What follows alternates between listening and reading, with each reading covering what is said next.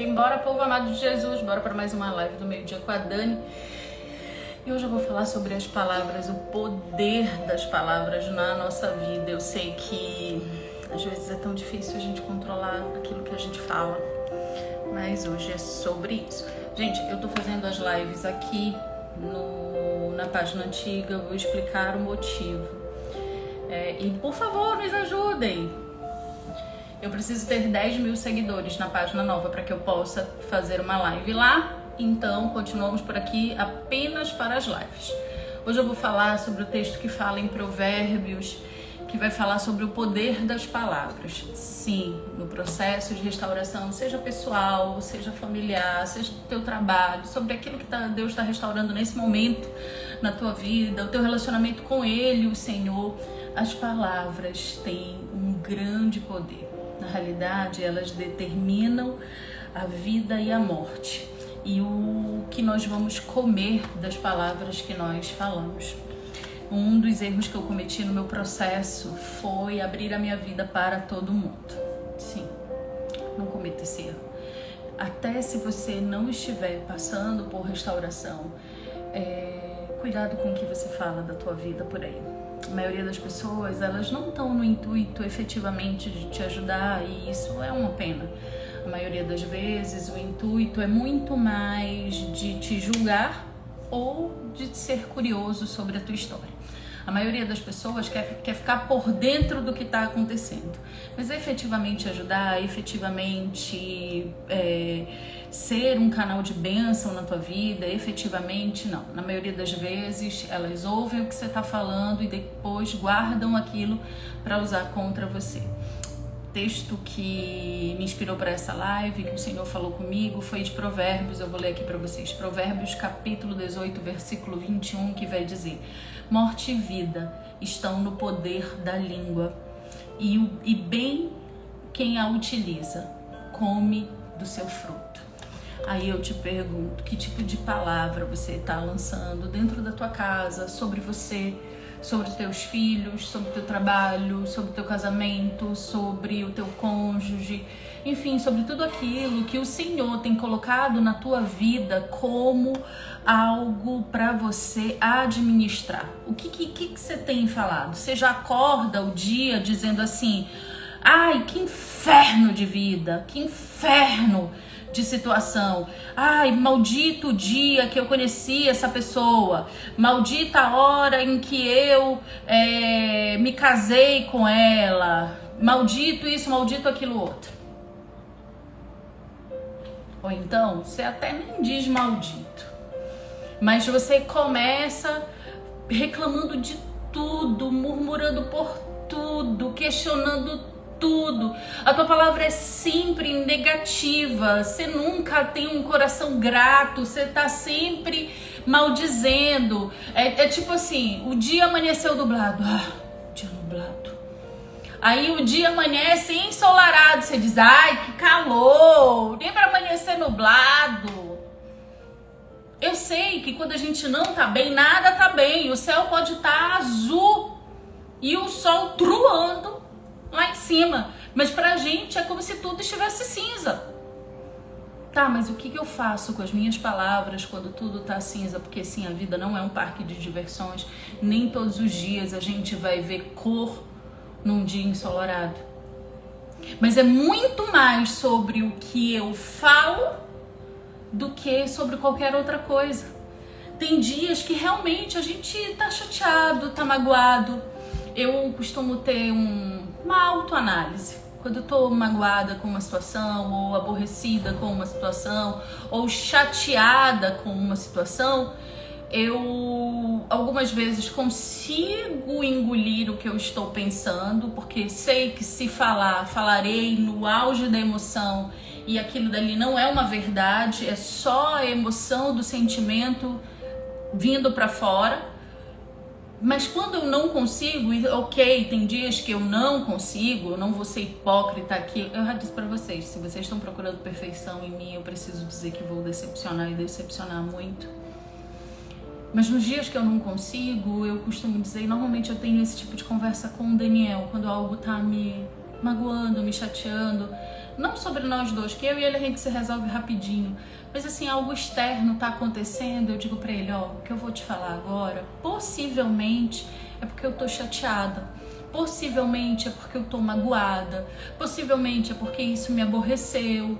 Então, não leve em consideração, eu só preciso desabafar, mas eu tenho a compreensão de que não é o sentimento real que eu tenho sobre essa situação. E aí eu pego e externalizo aquilo para ele, e muitas das vezes ele me ajuda a processar aquilo. Ele vai dizer, não é bem assim, você tá falando isso porque você tá chateada com isso. E aí a mesma coisa eu falo por ele. O que eu quero dizer com tudo isso? Pra gente se basear sobre o texto de Provérbios, o que eu quero dizer é, cuidado com o que você fala, sabe?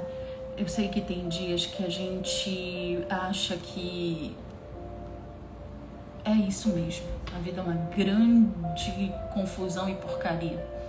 Mas se você declara isso sobre a tua casa, você acaba comendo os frutos disso.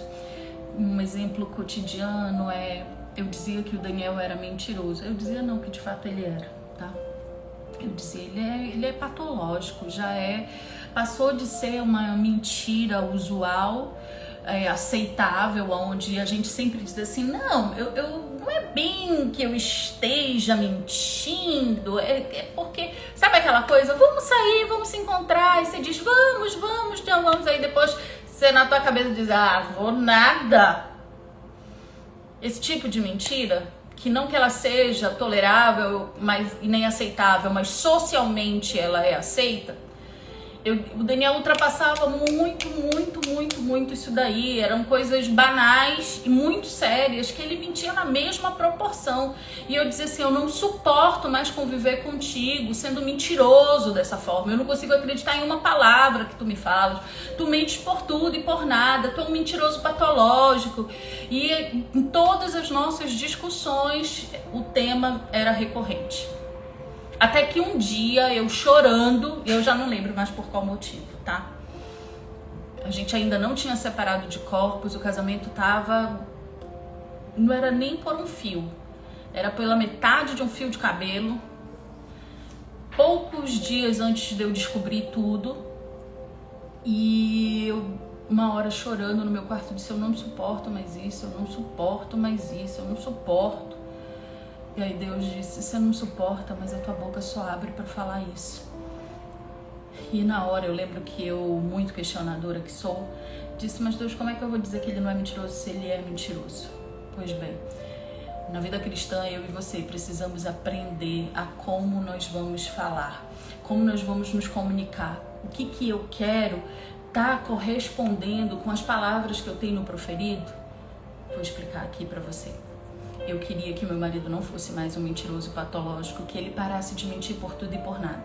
Esse era o meu desejo, era o que eu queria. Mas no lugar de eu declarar palavras de cura e libertação para ele, eu só continuava verbalizando aquilo que eu não queria. Eu só continuava dizendo, tu é mentiroso, não tem solução, não tem mais jeito pra ti, tu tem desvio de caráter, tu é irresponsável. E eu todos os dias declarava coisas sobre a vida do Daniel que eram justamente as coisas que eu queria que ele fosse curado. Pois bem, nesse dia o Senhor disse assim pra mim, começa mudando as tuas palavras. Não é pra você simplesmente dizer, que bonitinho, tá mentindo, né, meu bem, não tem problema não, tem problema sim. Mas no lugar de você dizer para ele, ele é um mentiroso, comece a confrontá-lo sem declarar essa palavra. E aquilo deu um bug na minha cabeça, porque eu comecei a dizer, como é que eu vou confrontar ele que ele tá mentindo sem dizer para ele que ele tá mentindo? Como é que faz isso?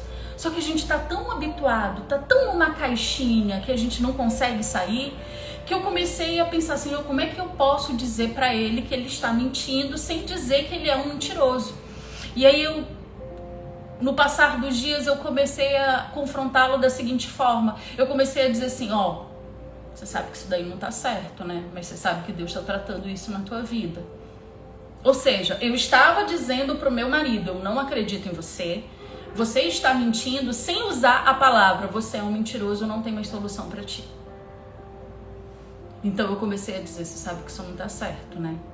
Você sabe que a história não foi essa. Você sabe que o fato não aconteceu dessa forma. Você sabe que não foi nesse lugar que você encontrou ou deixou determinado objeto. Então eu fazia de tudo para não usar.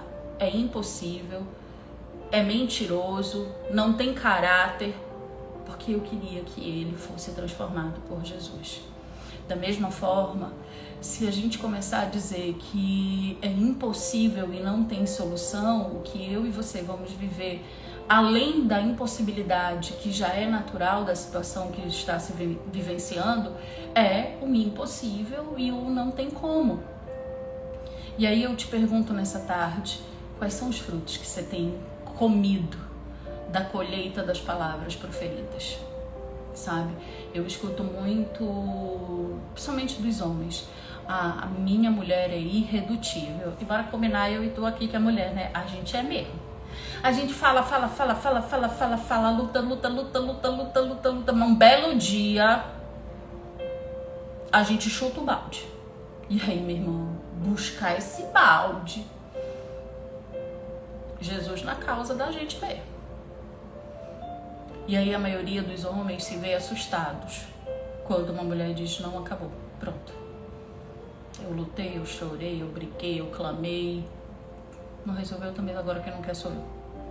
Até para isso tem solução, ok? Eu sou prova viva exatamente disso daí. Mas enquanto Daniel acreditava e proferia que era impossível eu desejar a restauração, eu aceitar a restauração, a única coisa que ele recebia era ser impossível. Mas a partir do momento que ele começou a declarar, mesmo para a multidão que dizia para ele, desiste disso, não vai dar certo, ela não vai mudar, ela é cabeça dura, uma vez que ela tome uma decisão, ela não vai retroceder, e de fato eu era essa pessoa. Ele começou a dizer, não, mas não é sobre ela, é sobre quem pode fazer com que ela retroceda. Então pare de declarar que a pessoa é difícil, pare de declarar que a pessoa é sem caráter ou coisas até piores. Eu tenho visto disseminar nas redes sociais como uma praga mesmo, como uma pandemia. Milhares de perfis nessas redes que dizem que todo mundo é narcisista. É pai narcisista, é mãe narcisista, é mulher narcisista, é homem narcisista, é marido narcisista, é esposa narcisista. Menino do céu! Não que as pessoas não sejam ou sejam, mas você quer conhecer um bom profissional da área de saúde, ele não vai diagnosticar ninguém pela percepção do outro. Começa logo aí, o primeiro filtro é o mais claro de todos. 10 sinais que seu marido é narcisista, tá repreendido em nome de Jesus. Vocês ainda não entenderam que a gente está vivendo a geração mais egoísta de todos os tempos, em que Jesus está na porta para voltar? Você ainda não percebeu que você é tão narcisista quanto a outra parte, se baseando pelos 10 sinais de que alguém é narcisista? Eu não estou dizendo que a saúde mental não existe e a psíquica não faça parte. Gente, eu sou filha de uma mãe bipolar que só foi diagnosticada e tratada quando eu tinha 6 anos de idade. Eu sei exatamente o que é conviver com alguém em condição de saúde mental. Ninguém está me contando nenhuma novidade, não. Mas você não pode diagnosticar ninguém por uma live e por 10 sinais de que alguém é alguma coisa. Se você for olhar bem direitinho aqueles 10 sinais ou 10 características de um ser humano narcisista, possivelmente você tem pelo menos 6. E eu também. De novo, eu não estou dizendo que a doença psíquica, não, ela não existe, sim, ela existe. Ok? Ela existe. Mas pare de estar diagnosticando o teu marido quando ele não tem laudo. Quando você assistiu uma live, ouviu um post e olhou lá as 10 características e disse, é isso. Sabe o que você vai ter dentro de casa? Alguém que é realmente narcisista.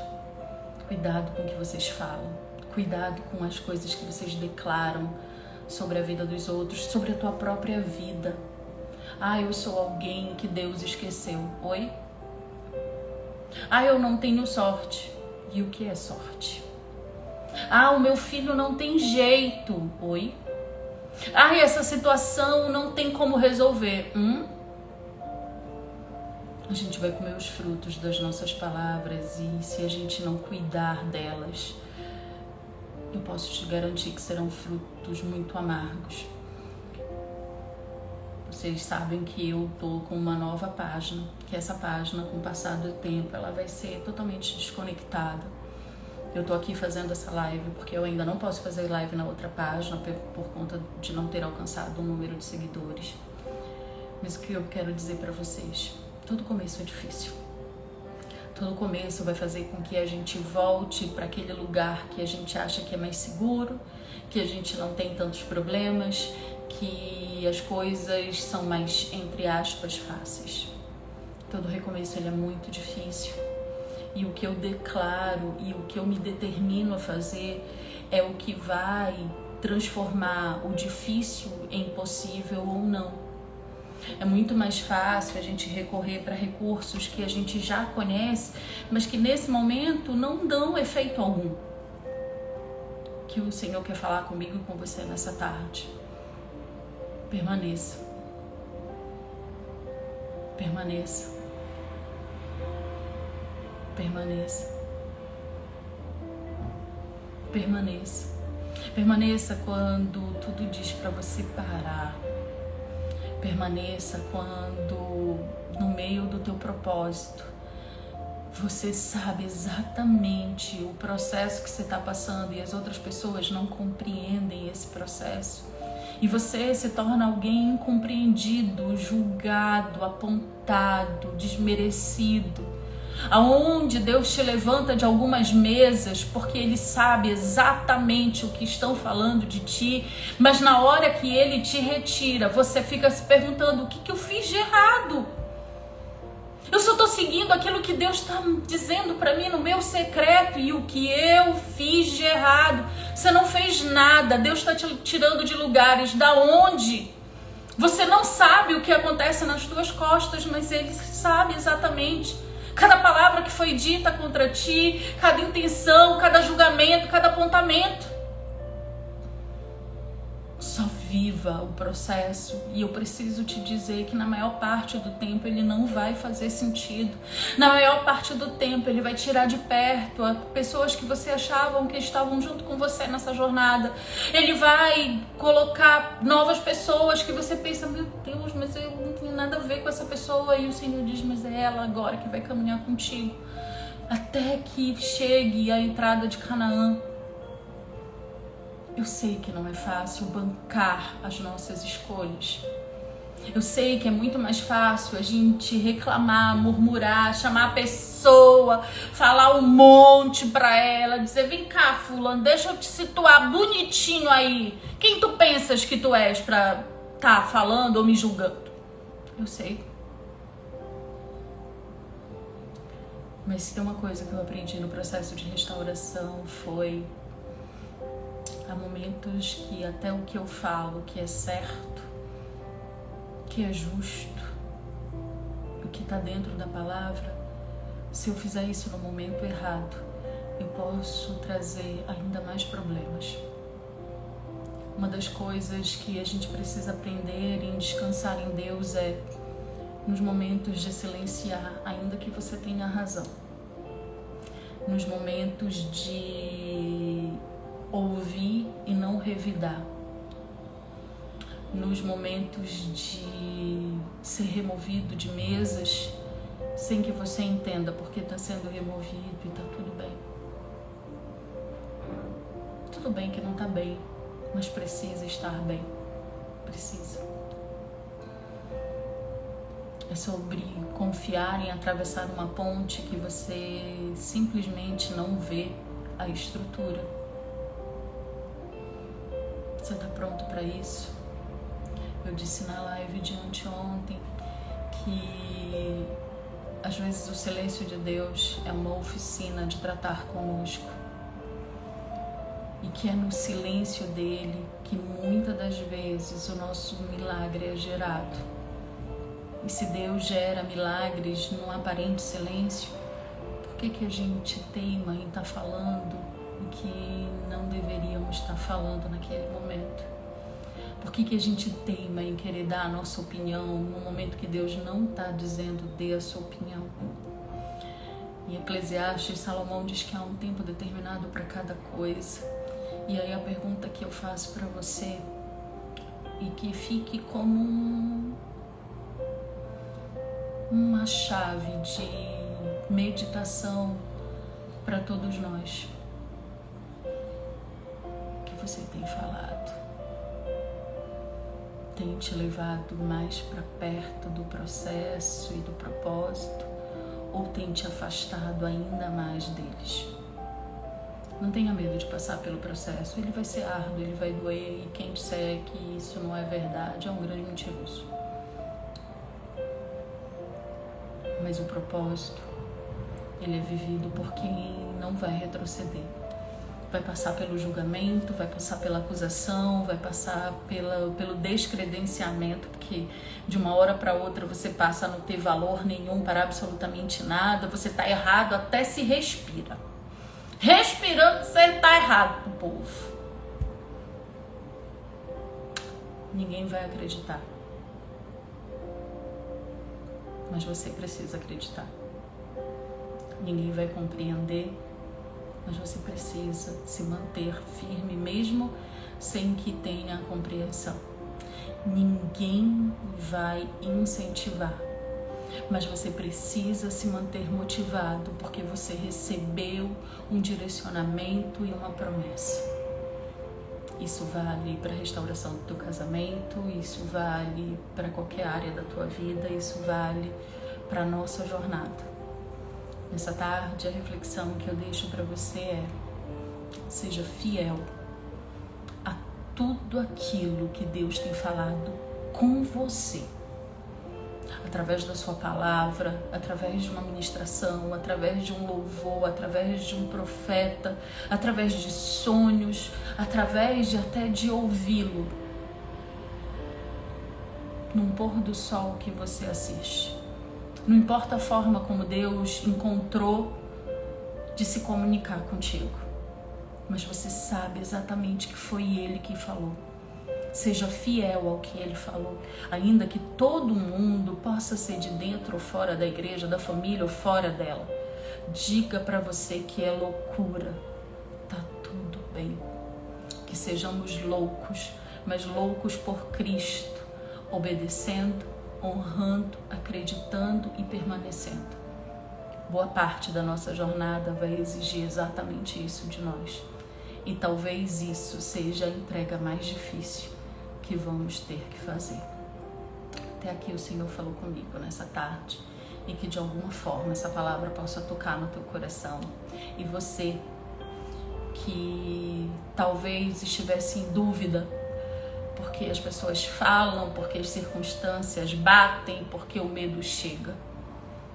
Quando tudo isso acontecer, seja junto ou separado, lembre-se: serei fiel às longas conversas que eu tenho com o meu Senhor. Aonde estamos, eu, Ele e seu Espírito. E isso basta. Uma boa tarde para vocês.